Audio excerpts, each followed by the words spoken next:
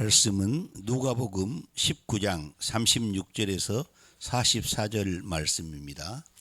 주보에 나와 있는 걸 참고하셔서 우리 자매님들이 먼저 36절 읽으시고 다음은 형제들이 읽으시고 마지막 44절은 함께 봉독하도록 하겠습니다. 시작.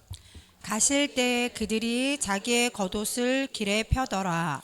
이미 감람산 내리막길 가까이 오심에 제자의 온 무리가 자기들이 본 바 모든 능한 일로 인하여 기뻐하며 큰 소리로 하나님을 찬양하여 이르되 찬송하리로다. 주의 이름으로 오시는 왕이여, 하늘에는 평화요 가장 높은 곳에는 영광이로다 하니, 무리 중 어떤 바리새인들이 말하되 선생이여 당신의 제자들을 책망하소서 하거늘 대답하여 이르시되 내가 너희에게 말하노니 만일 이 사람들이 침묵하면 돌들이 소리 지르리라 하시니라. 가까이 오사 성을 보시고 우시며 이르시되 너도 오늘 평화에 관한 일을 알았더라면 좋을 뻔하였거니와 지금 내 눈에 숨겨졌도다.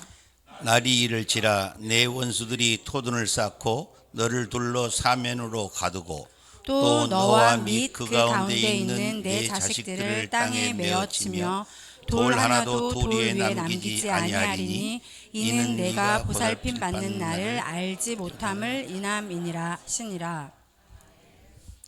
오늘의 설교 말씀은 예수님 마지막 일주일 두 번째 시간으로 종료주일 두 번째 예수님은 우리의 왕이십니다라는 제목으로 목사님 말씀 전하시겠습니다.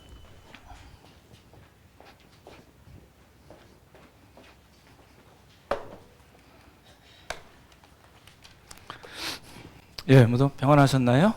예, 우리 어린이 교회 담당해 주실 간사님이 새로 오시게 됐거든요. 우리 김민정 간사님이신데요. 잠깐 인사해 주시겠습니다. 예, 나와서 인사해 주시죠. 예를 박수로 환영해 주시기 바랍니다. 안녕하세요. 사역하게 된 김민정입니다. 부족하지만 잘 섬기도록 하겠습니다. 감사합니다.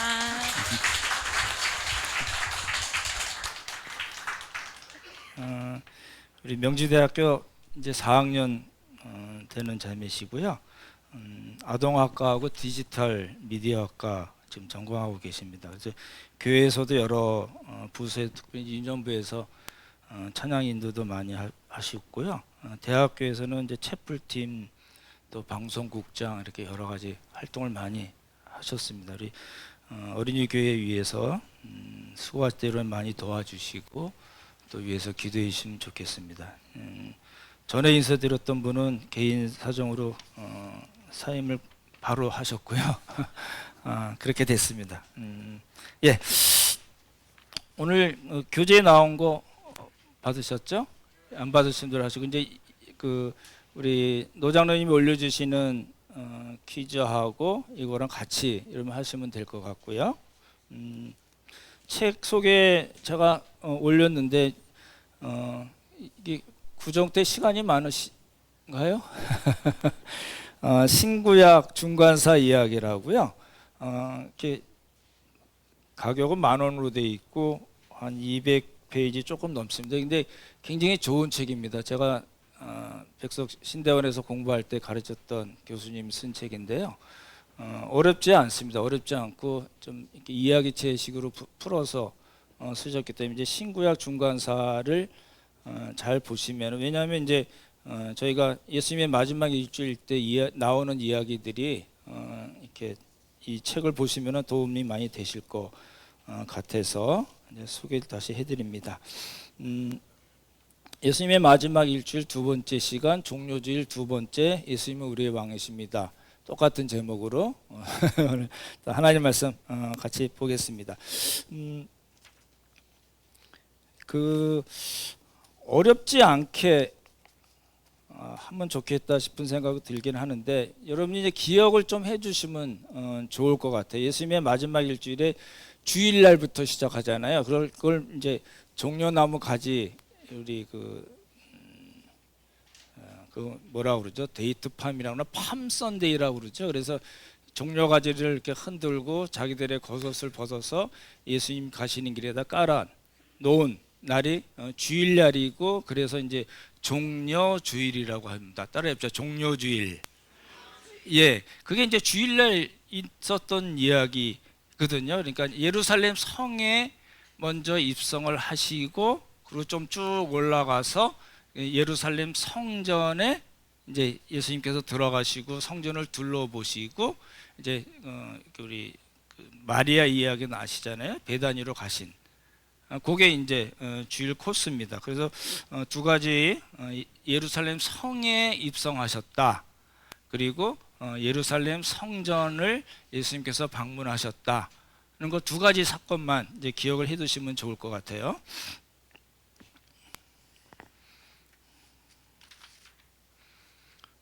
얘가 왜 또 안 되죠?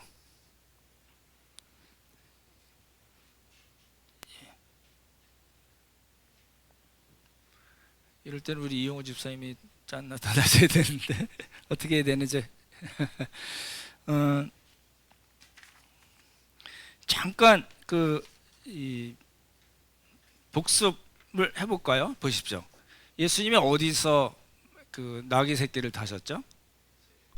어디요? 벳박. 따라해보죠. 벳박에.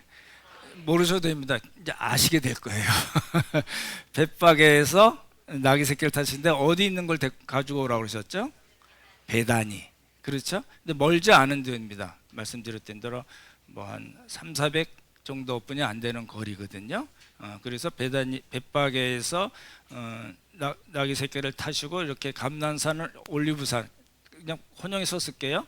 올리브산 이렇게 올라가셔서 쭉 내려오실 때 사람들이 뭐라고 그러셨어요?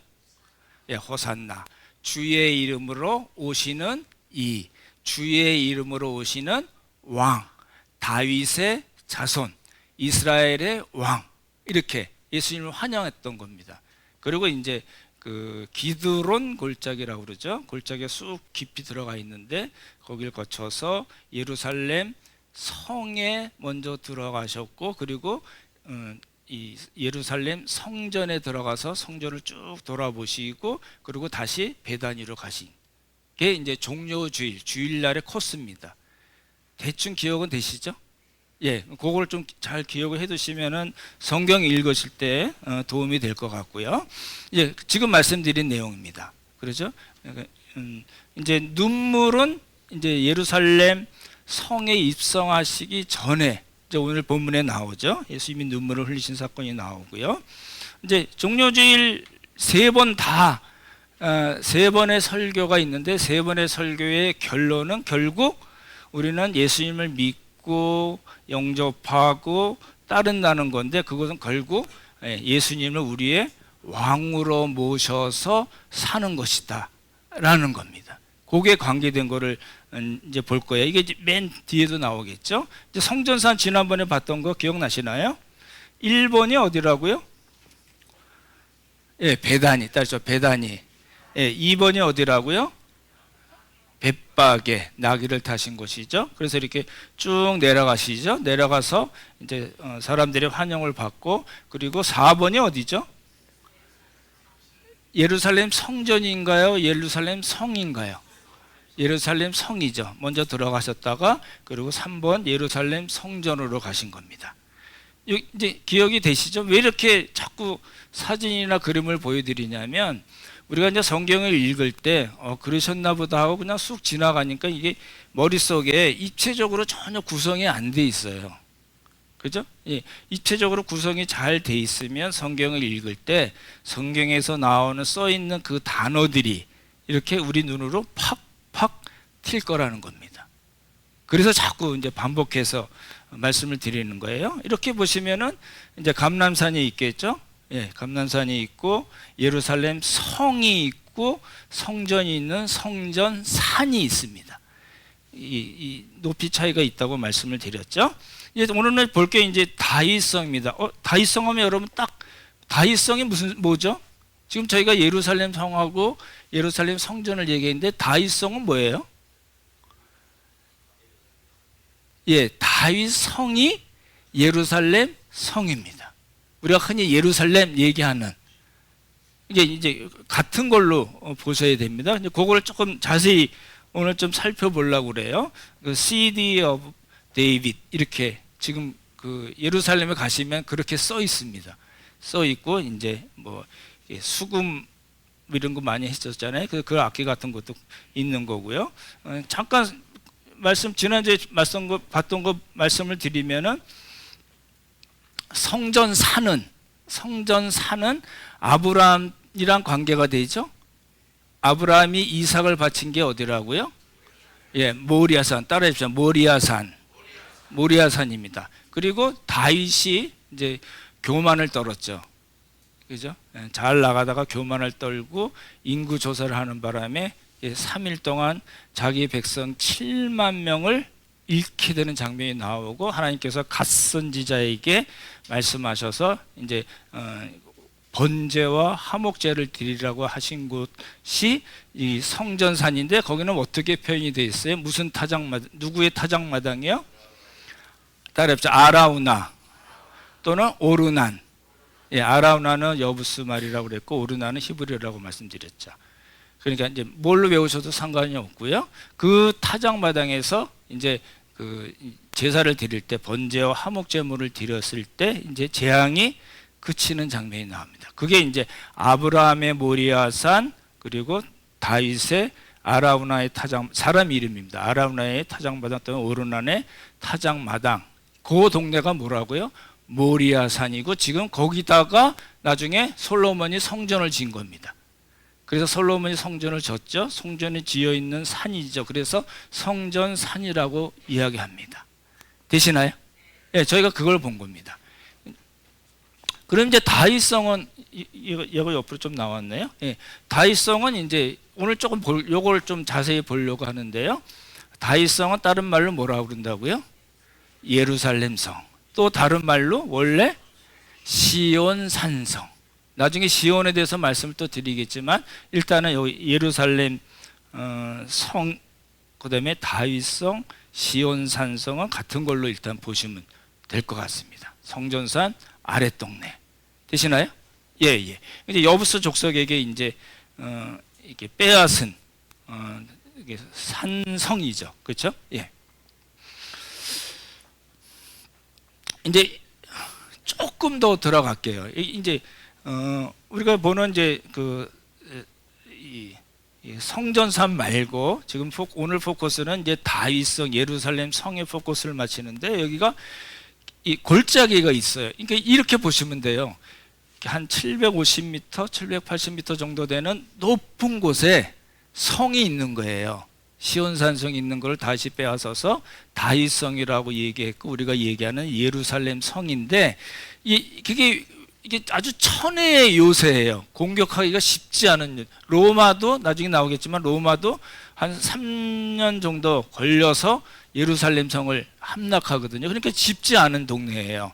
왜 그러냐면 골짜기가 있는 거예요. 한 4, 50m 정도 되는 골짜기가 3면에 있어요. 동쪽, 서쪽, 남쪽에 있어요. 근데 동쪽 골짜기를 뭐라고 그러냐면 기드온 골짜기라고 합니다. 따라해보자. 기드온 골짜기. 예, 그러면 예루살렘 성이 있고 기드온 골짜기 있고 그 앞 동네에 뭐가 있어요? 동쪽에? 다시요? 예, 베다니가 있는 올리브산이 있는 거예요. 곧 올리브산 감난산 쪽에 우리가 아는 겟세마네 동산이 있는 거고요. 되시나요? 조금씩 이렇게 감을 잡아가시면 좋을 것 같아요. 그러니까 기드온 골짜기가 있고 그리고 이쪽에 서쪽에는 중앙 골짜기라고 되어 있습니다. 중앙 골짜기 있고 남쪽엔 무슨 골짜기죠? 남쪽에 있는데요. 우리 가론 유다와 관계가 있어요. 피밧이라고 하는 아겔다마라고 하는 곳이 있는 그 골짜기를 뭐라 그러냐면 따라해보자. 흰놈의 골짜기. 흰놈, 요거 아닙니다. 흰놈의 골짜기 또는 흰놈의 아들의 골짜기. 이렇게 얘기하는 거예요. 거기는 이제 온갖 더러운 것들, 우상 숭배하는 것들, 뭐 이런 것들이 뭐 인신제사하고 했던 동네거든요. 그러니까 기드론 골짜기가 있고 중앙 골짜기가 있고 여기에 뭐가 있어요? 흰놈의 골짜기가 있어요. 그러니까 깊은 골짜기 양 3면에 골짜기가 돼 있고 위에 높은 데 있으니까 이게 치기가 쉽지, 공격하고 함락하기가 쉽지 않은 그런 성이었다는 겁니다.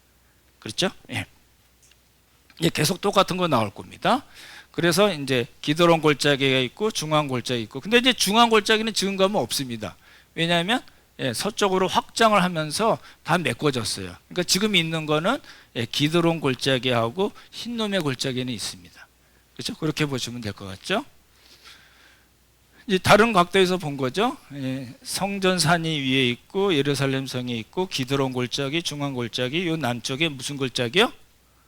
흰놈의 골짜기가 있고, 그 다음에 저쪽 동쪽으로 올리브산이 있는 겁니다. 이제 예루살렘을 어떻게 이제 빼앗게 됐는가를 조금 보겠습니다. 다윗이 이제 함락을 시킨 동네잖아요.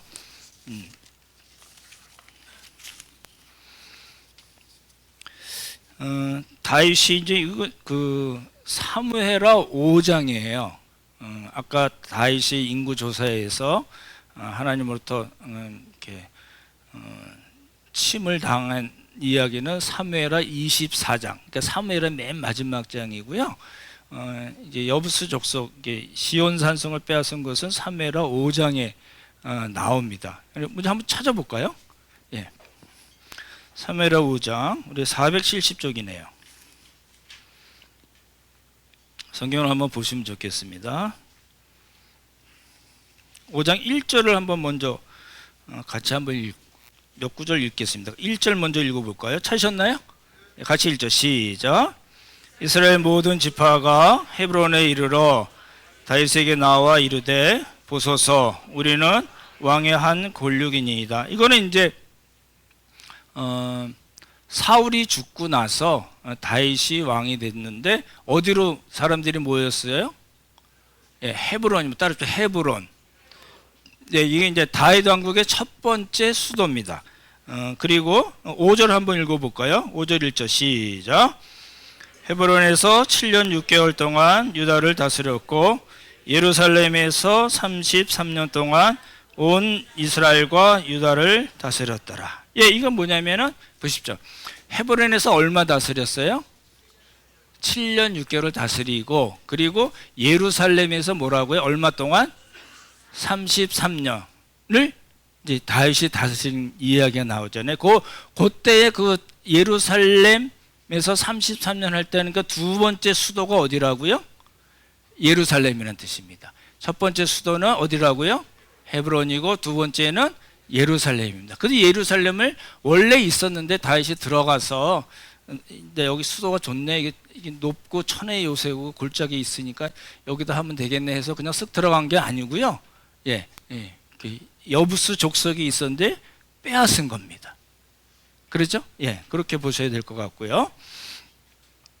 그리고 이제 나중에 이제 솔로몬이 그 우리가 아까 말씀드린 모리아산에서 성전을 짓고 자기 왕궁을 짓고, 그리고 나중에 12번 남유다 왕국 갈라지고 이제 분열 왕국 아시잖아요. 갈라지고 12번째 히스기야 왕이 그 성벽을 많이 확장을 한 겁니다. 서쪽으로. 이제 좀 이따 그림이 나오겠죠? 이겁니다. 그러니까 솔로몬 성전을 짓고 그다음에 다윗성을 먼저 이렇게 함락을 했겠죠. 하고 솔로몬이 성전을 짓고 그다음에 히스기야가 성벽을 많이 확장했습니다. 왜냐하면 이제 그 북왕국이 망하잖아요. 북왕국이 망하면 사람들이 많이 내려왔기 때문에 이제 살 수 있도록 예루살렘 서쪽을 많이 터가지고 이제 그래서 예루살렘이 크게 진 거죠. 그래서 아까 말씀 중앙 골짜기가 그때 아마도 이제 이렇게 다 정리가 된 걸로 보여지고요. 이제 이건 쉽죠? 1번은 뭐죠? 성전입니다. 2번은 예루살렘이고 3번은 뭘까요? 실로암입니다. 실로암으로 보시면 좋을 것 같고요. 그리고 옆에 이렇게 뭐가 많죠. 옆에 동네. 그거는 이제 그 윗동네, 어퍼시티라고 그러기도 하고 윗동네가 있고 그리고 아랫동네가 있습니다. 어디에가 부자들이 많이 살았을까요? 윗동네 많이 살았을까요? 아랫동네 많이 살았을까요? 예, 둘 중에 하나인데요. 그 미국 LA나 이런 데 가면 지금 불난데 날리는 데는 다 그 좋은 동네 윗동네입니다. 여기도 마찬가지로 윗동네가 부자 동네입니다. 모르셔도 상관없는 얘기고요. 이렇게 보시면 되죠. 이제 성전이 있고, 그리고 예루살렘 성, 다윗 성이 있고, 그리고 뭐가 있어요? 실로암이 있습니다. 역시 마찬가지죠. 저쪽은 이 골짜기 보이시나요? 그림으로? 예, 그게 이제 무슨 골짜기라고요? 기드온 아니고요. 기드론 골짜기고요. 그리고 기드론 골짜기 건너편이 뭐라고요? 무슨 산이라고요? 올리브산, 감람산이라고 되어 있고요. 그리고 위에가 솔로몬이 성전을 지은 성전산이고요. 밑에가 뭐라고요? 예루살렘 성, 다른 말로 다윗성, 여부스 때는 뭐라고요? 시온산성. 이제 되시죠? 예. 이렇게 윗동네 아랫동네까지 표현이 되어 있고요. 아까 보셨던 대로 시온산성을 빼앗아서 뭐라고 그랬다고요? 다윗성이라고 그랬습니다. 근데 이제 이거 같이 한번 읽어보실까요? 시작. 그날에 다윗이 이르기를 누구든지 여부스 사람을 치거든 물 깃는 데로 올라가서, 이게 좀 어렵죠. 그래서 성경이 재미가 없는 게요, 물 깃는 데로 올라가서 모르잖아요. 잘 딱 안 들어오잖아요. 그러니까 쓱 지나가게 되는데 여기에 여러 가지 이야기가 담겨 있습니다. 그래서 다른 성경을 보면 뭐라고 되어 있냐면 물을 길어 올리는 바위벽을 타고 올라가서, 이렇게 돼 있어요. 이제 그게 뭔가를 조금 설명을 드릴게요.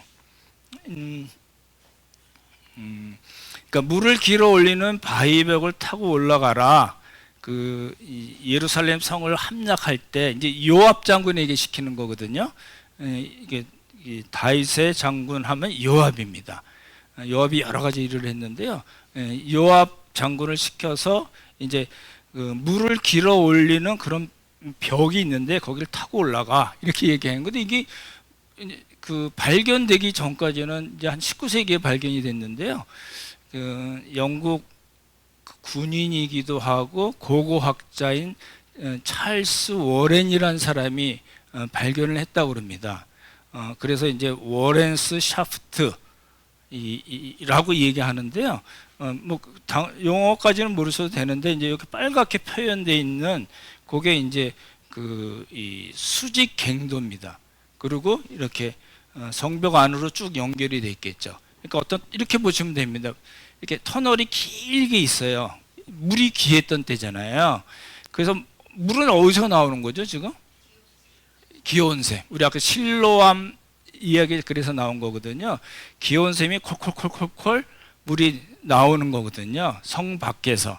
나중에 이제 히스기야가 성 안으로 끌어들여서 만든 게 히스기야 터널이라고 그러고, 안에 물을 저장했던 게 이제 실로암 연못이잖아요.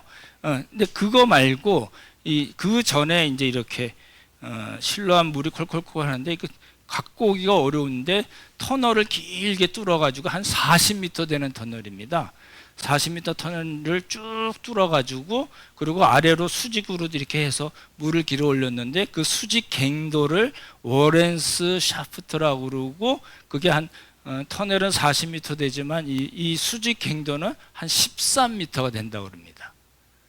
이게 물이 없으면 안 되는 곳이잖아요. 그래서 이제 그런 이야기가 이제 나오는 겁니다. 그래서 이제 다윗이 이야기한, 그렇죠? 이렇게 물을 길어 올리는 바위벽을 타고 그쪽으로 올라가서 한 13m 올라가고 40m 올라가서 이 여부스 족속의 그 시온 산성을 함락해, 정복해라고 이야기한 겁니다.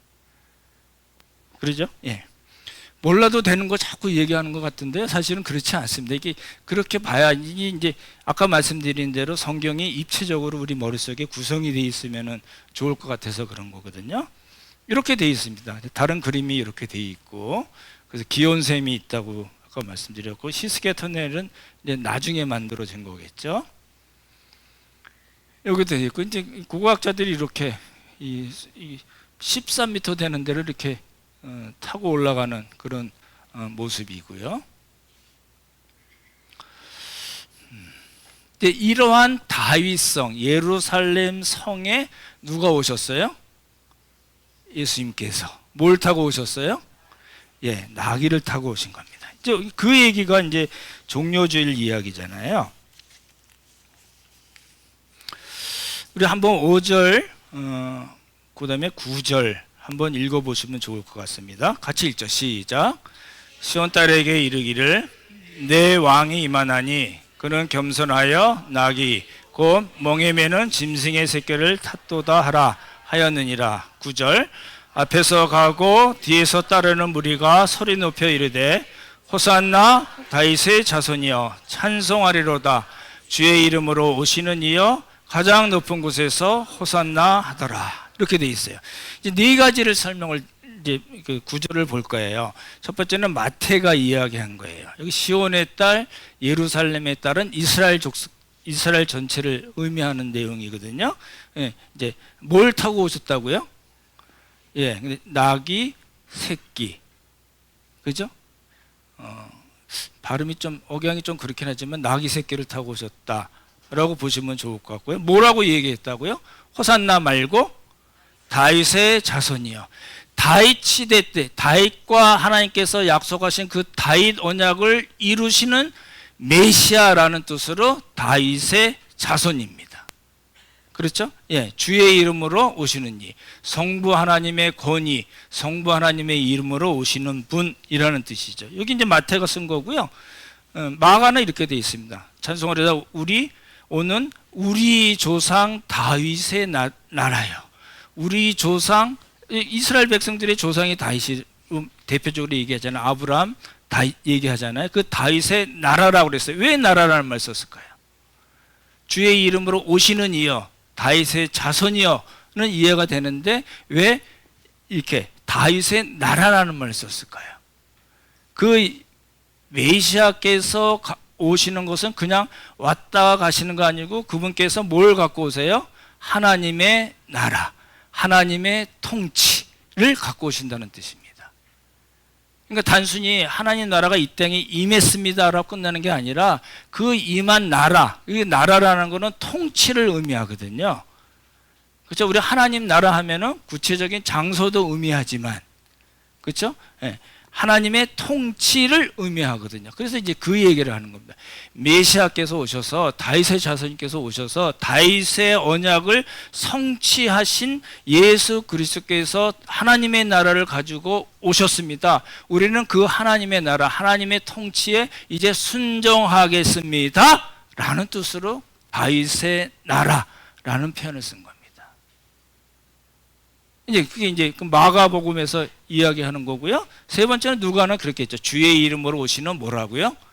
예, 왕이라고 예, 구체적으로 표현을 합니다. 그렇죠? 예, 요한복음은 뭐라고 표현이 되어 있어요?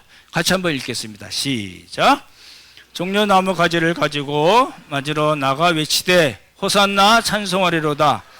주의 이름으로 오시니 곧 이스라엘의 왕이시여 하더라. 예, 뭐라고요?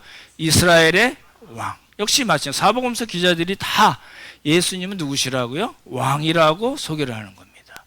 그렇죠? 이제 종려주일에 이제 구체적으로 구약에서 예언한 바로 그 메시아 이스라엘 왕이신 예수님께서 오셨다는 것을 찬송한 겁니다. 그렇죠? 잘했나요? 못했나요? 너무너무 중요한 찬송 내용입니다. 그 이제 사복음서 기자들이 다 그렇게 이야기를 했고, 그거는 이제 예수님의 을 설명하는 그런 말이겠죠. 이제 이스라엘을 이제 설명을 해야 돼요. 그렇죠? 잘 보십시오. 기록된 바 뭐라고요? 시온의 딸. 그리고 또 다른 게는 어떻게 표현하냐면 따라해보죠. 시온의 딸, 예루살렘의 딸.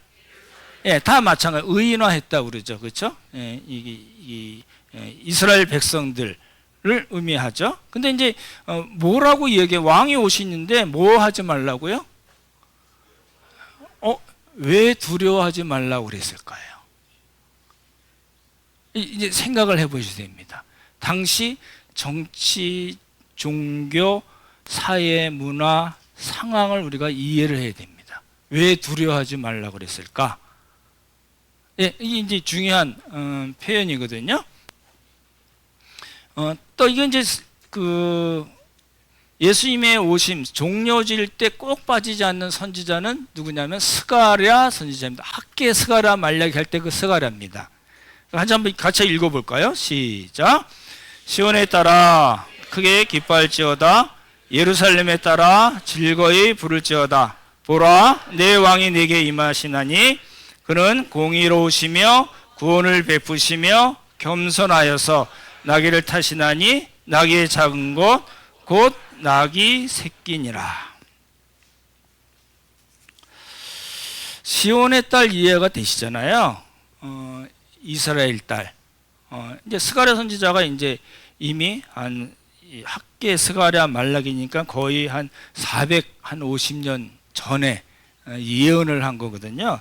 근데 이제 아까 요한복음에 봤지만 두려워하지 말라는 말이 나왔고 여기는 조금 다르게 나와 있죠. 어떻게 하라고요? 크게 기뻐하고 즐거이 부를지어다. 왜 그랬을까요? 왜 두려워하지 말고 왜 기뻐하라고 얘기했을까요? 아까 말씀드린 대로 당시 상황을 우리가 기억을 해야 됩니다. 나중에 이제 우리가 화요일 때 이 종교 지도자들이 예수님에 대한 권위에 대해 도전을 하는 장면이 나오거든요. 저희가 몇 번에 걸쳐서 나눠볼 텐데 당시 지도자들, 이스라엘의 지도자라면 누굴까요? 우리 사복음서에 많이 나오죠. 누구죠? 총독 말고 이제 이스라엘. 총독은 로마 사람이니까 대제사장 나오죠. 그 다음에 또 누구 있죠? 대제사장과 함께 많이 나온 거는 백성들의 장로라는 표현이 나옵니다. 대제사장, 백성들의 장로, 그리고 또 누가 있죠? 예수님이 아주 싫어했던 사람이요. 화 있을진저 바리새인들과 서기관과 바리새인들이요. 서기관과 바리새인은 바리새파고요. 그렇죠? 대제사장과 사두개인은 사두개파입니다. 따라해줘. 사두개파, 바리새파. 요 사람들이에요. 이 사람들이 이제 예수님의 권위에 대해서 도전하는 장면이 나오는데요. 이 사람들이 잘 보십시오. 어떤 사람들이었냐면 예수님이 왜 그렇게 그 사람들을 싫어했냐면요. 이 사람들은 첫째 권력을 갖고 있던 사람들입니다. 권력이 있으면 당시 잘 생각해 보십시오. 권력이 있으면 뭐가 따라오죠? 재물이 돈이 따라오고요. 돈이 따라오면 또 뭐가 따라와요? 명예가 따라옵니다. 그렇죠? 이런 사람들이에요. 근데 이제 이게 안 되면은 좀 이렇게 자연스럽게 안 따라오면 이게 자기 스스로 욕심을 내겠죠? 그래서 예수님이 어떻게 표현하셨냐면 탐욕, 방탕이 따라옵니다. 그리고 돈을 사랑함. 이건 주로 바리새인들에 대한 이야기입니다. 다시요. 권력과 부와 명예는 사두개파라고 이야기하는 그 대제사장과 제사장 그룹의 이야기고요. 그리고 돈을 사랑하고, 그렇죠? 탐욕, 그다음에 방탕하고 그 가부의 자산까지 침을 질질 흘리면서 탐했던 사람들은 누구라고요? 바리새파입니다. 그렇게 표현이 되어 있어요. 의로운 척하지만 뭐라고요? 목사들이 제일 조심해야 될 게 뭐죠? 앞에서는 멋있게 의로운 척하고 뒤에서는 호박색 가는 거. 그 예수님 뭐라고 표현했어요? 외식하는 자들. 그죠? 굉장히 중요한 이야기잖아요. 의로운 척하고 모세의 자리라고 그러거든요. 옛날에 회당 있었는데 회당에 실제로 이 나무를 이렇게 파가지고 그 가르치는 사람이 앉아서 율법을 가르치는 게 그 모세의 자리로 이야기하거든요. 실제로 있습니다. 모세의 자리에 앉아서 멋있게 말은 하는데 자기는 절대 그렇게 행하지 않고 천국에 자기도 들어가지 않을 뿐만 아니라 천국에 들어가는 사람까지도 막아서는 사람. 예수님이 그래서 바리새인들을 책망을 하셨거든요. 그런 사람들입니다. 말은 하되 행위는 하지 않고 칭찬은 받고 말만 멋있게 하는 사람들입니다. 예, 잘 생각해 보시면요. 그러한 상황에 있었어요. 잘 보십시오. 예루살렘 사람들은 지금 그러한 상황에 있었어요. 이게 사는 게 편했을까요? 너무너무 힘들었죠. 우리가 세리장 사교 때도 말씀을 드렸잖아요. 돈 내야 되는 세금이 너무 많은 거예요. 뼈 빠지게 일해도 남는 게 없어요. 그죠? 그래서 절기를 지키기 위해서 성전에 가서 환전을 해야 돼요. 나중에 두로의 세계 설명을 드릴 텐데, 환전할 때 콜본이라고 그래서 수수료가 있는데요. 엄청 띄어먹고요. 그게 다 누구에게 들어가는 돈이에요? 예, 대제사장, 사내들인 공의로 대제사장 그룹에 들어가거든요. 얘네들은 자기가 아론의 자손이기 때문에 누가 죽어서 내가 그 다음 차례가 돼서 대제사장이 된 게 아니고요. 돈을 먹여서 로마 총독이 임명한 대제사장들입니다. 안나스, 가야바. 예수님 이야기 때 나오잖아요. 이 사람들은 다 뭐예요? 돈 먹여서 대제사장이 된, 전혀 자격이 없음에도 불구하고 대제사장이 된 짝퉁 대제사장들입니다. 그러니까 이 사람들이 백성들을 위했을까요? 그럴 리가 없죠. 바리새인들은 돈을 사랑했어요. 처음에는 안 그랬지만 나중에는 타락하게 되거든요. 돈을 사랑해서 침을 질질 흘리는 사람들.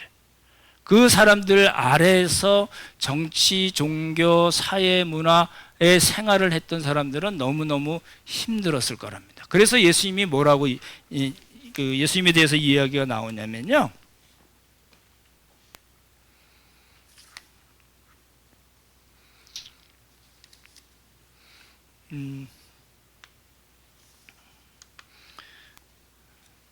죄송합니다.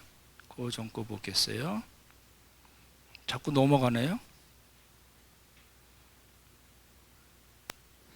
또 한 번 나오셔야 될 것 같아요. 됐어요. 스가랴서 9장 한번 보여주실래요? 예, 여기입니다. 여기 보시면 아주 중요한 말이 나와요.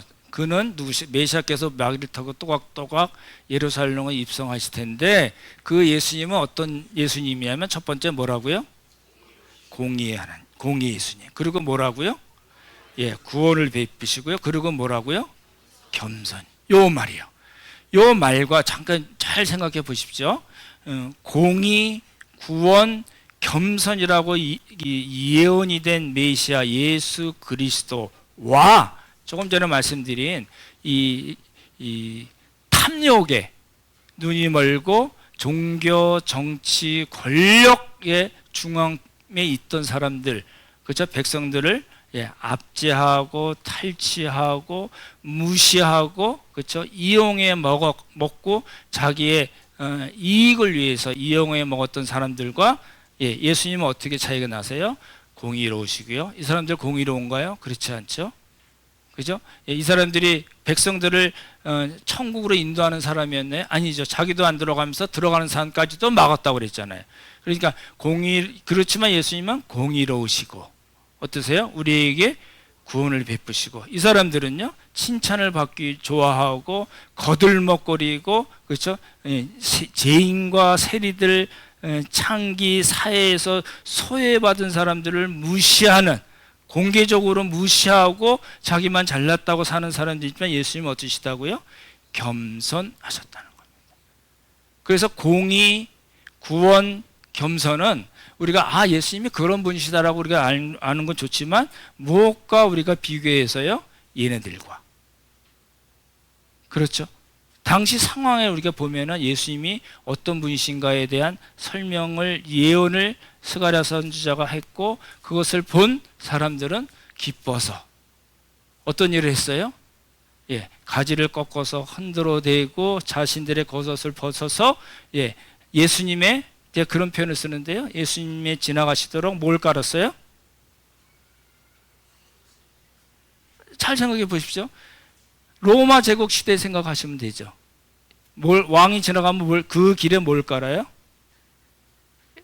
레드 카펫입니다. 카펫. 아시죠? 우리 그 뭐 대종성 받을 때 그런 거 보셨잖아요. 그렇게 왕이 지나가시도록 자신들의 레드 카펫. 근데 그 레드 카펫은 어떤 카펫이에요? 예, 흙먼지가 나는 더러운 양털로 밤에 잘 때 입는 그 겉옷을 깔아서 이스라엘 왕, 주의 이름으로 오시는 왕이 지나가시도록 자기가 갖고 있는 유일한 큰 제사인 겉옷을 깔아드렸다는 겁니다. 다음 주에 이제 나귀 새끼와 겉옷에 대해서 조금 더 설명을 드릴 거거든요. 근데 이제 예수님은 우셨어요. 이제 이게 참 어려운 이제 해석입니다. 왜 우셨을까요? 두 가지예요. 왜 우셨을까요? 예수님이 지금 입성하시는 그 다윗성, 예루살렘성, 여부스 족속의 시온 산성을 빼앗아서 그렇게 이름진 그 예루살렘 성이 이제 어떻게 된다고요? 예, 이제 멸망된다는 겁니다. 그리고 예수님이 걸어서 또 올라가시는 그 예루살렘 성전도요, 역시 마찬가지로 회파되는 겁니다. 싸그리 다 남아있지 않게 되는 걸 예수님이 아셨어요. 그러니까 종려주일은 두 가지 상반되는 일이 일어나는 겁니다. 구원받은 사람들이 정말 우리를 구원해 주십시오라고 호산나를 외쳐대면서 예수님이 오심을 환영했지만 한편으로는요, 예, 이제 너희들 망할 건데 라는 양면성이 있는 날이 종려주일입니다. 그렇죠? 그래서 이제 원수들이 토둔을 쌓고 노루들로 사면을 두르고 돌 하나도 돌 위에 있지 않고 자식들을 땅에 맺히고 너희들이 이제 보살핌을 받는 날을 알지 못할 것이다. 너희가 평화가 없다, 샬롬이 없다 라고 예수님께서 말씀하시거든요. 이제 성전에 대한 이야기 나오고, 이게 이제 어떻게 역사적으로 조금 차이 같지만 역사적으로는 어떻게 되냐면요, 이제 66년부터 70년까지, AD 66년부터 70년까지, 그러니까 예수님이 예언하시고 한 3, 40년 후에 일이 일어나는 겁니다. 1차 유대 로마 전쟁이 일어납니다. 유대인들이 로마에 항거합니다. 그래서 이제 그 네로 황제 아시죠? 네로 황제가 5번째거든요. 그리고 6, 7, 8 한 2년 동안 황제가 바뀌거든요.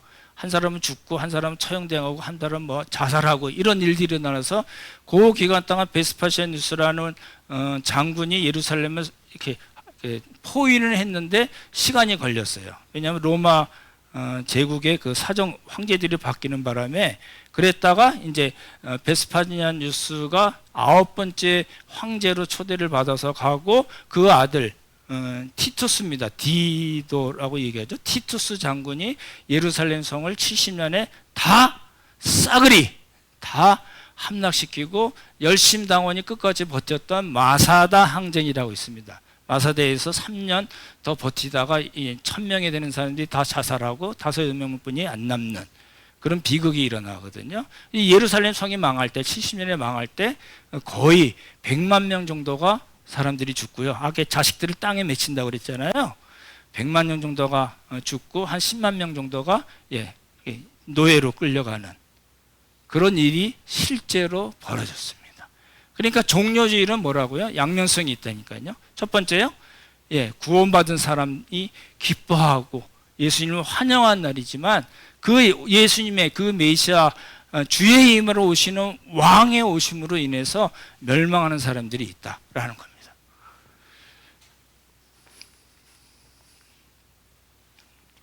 이제 아까 봤던 거죠? 이제 생각을 좀 해봐야 되는 부분입니다. 그 주의 힘으로 오시는 이 다윗의 자손, 예루살렘 이스라엘의 왕, 그렇죠?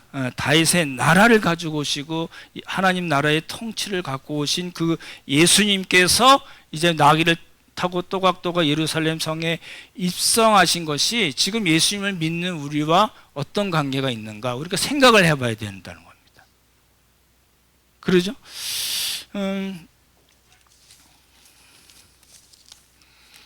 여러분 어떠신지 모르겠네요.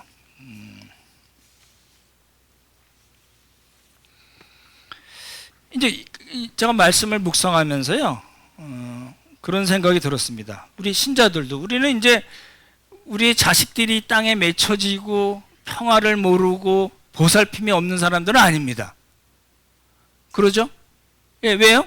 우리는 구원받은 하나님 나라의 백성이거든요. 그런 일은 없어요. 그런 일은 없지만 우리들이 사는 그 삶의 과정에서 지금 말씀드렸던 그 종교 지도자들, 대제사장의 사두개파나 바리새파 같이 말씀을 했는데 이 사람들이 알아들었어요.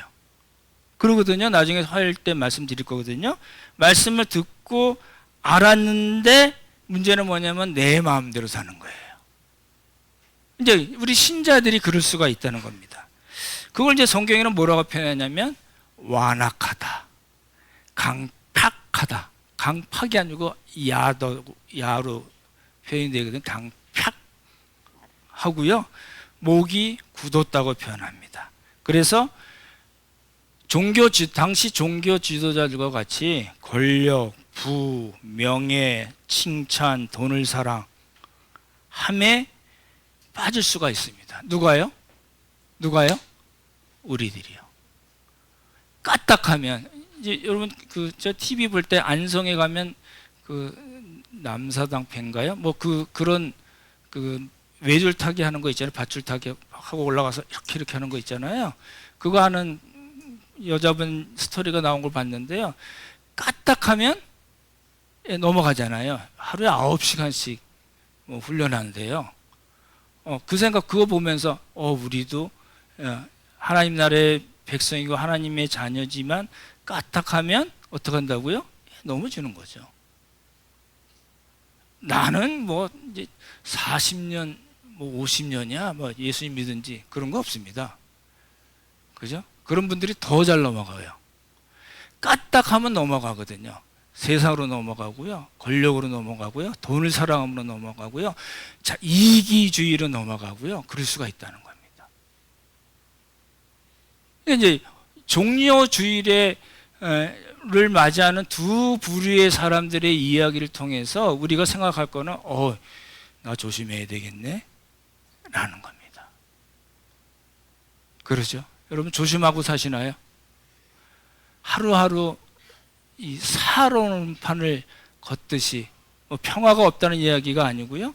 그렇게 우리와 하나님과의 인격적인 관계를 중요시해서 살고 계신가요? 그게 종려주의를 통해서 우리에게 해주시는 말씀이라고 생각합니다. 말씀 마치겠습니다. 그래서 돌이켜야 돼요. 돌이켜야지만이 예수님의 주인 되심 그리고 예수님의 왕 되심을 인정하는 구체적인 삶을 살 수 있다는 겁니다. 이런 복이 우리 모두에게 있기를 예수님의 이름으로 축원합니다. 참 좋으신 성부 성자 성령 하나님, 종려주일 때 오신 예수님을 환영하는 두 그룹의 사람들 이야기를 살펴보았습니다. 하나님, 우리들은 어느 편에 서 있는지 명확하지만 또 우리의 신분도 역시 그러하지만 우리가 이 땅을 살면서 우리도 모르게 게을러지고 또 이기적이 되고 또 하나님께서 원치 않은 그런 삶으로 가는 위험이 있는 우리 된 것을 다시 살펴보았습니다. 하나님, 우리를 도우시고 함께 하셔서 우리들의 하루하루의 삶을 통해서 예수님을 왕으로 모시는 사람으로 사는 우리 모두가 되도록 복을 허락하여 주시옵소서. 하나님 은혜 감사드리오며 귀하신 예수님 이름 받들어 기도드렸사옵나이다. 아멘.